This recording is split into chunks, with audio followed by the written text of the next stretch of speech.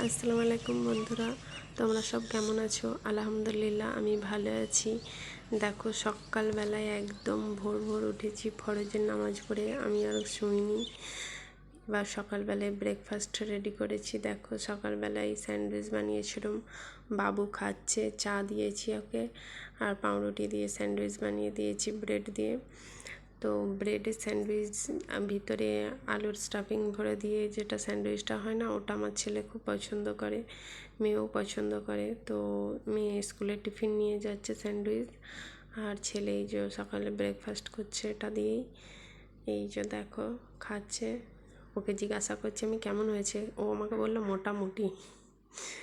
এই যে রান্না চাপিয়ে দিয়েছি, একদিকে রান্না হচ্ছে, মাছ ভাজা হচ্ছে।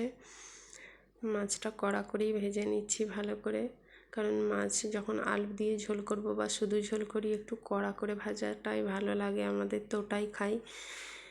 আর এই যে দেখো মাছ হচ্ছে একদিকে, অন্যদিকে তোমার এই যে মাছ ভাজা হয়ে গেছে, মাছের আলুটা কষে নিচ্ছি ভালো করে।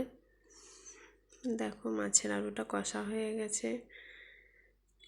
এই যে আমি এবার পানি ঢেলে নিচ্ছি, একটু পানি ঢেলে দিয়েছি, দিয়ে ঝোল করব। তো মাছ আলুটা হয়েই এসছে, আর 2-1 মিনিট হলেই হয়ে যাবে আলুটা সেদ্ধ। তখন আমি মাছগুলো দিয়ে নামিয়ে নেব। দেখো হয়েই গেছে। এই যে তেল ছেড়ে দিয়েছে, আলুটাও সিদ্ধ হয়ে গেছে। এবার মাছগুলো আমি দিয়ে দেবো ওর মধ্যে, মাছগুলো দিয়ে একটু ওপর থেকে ধনেপাতা দিয়ে দেবো আবার।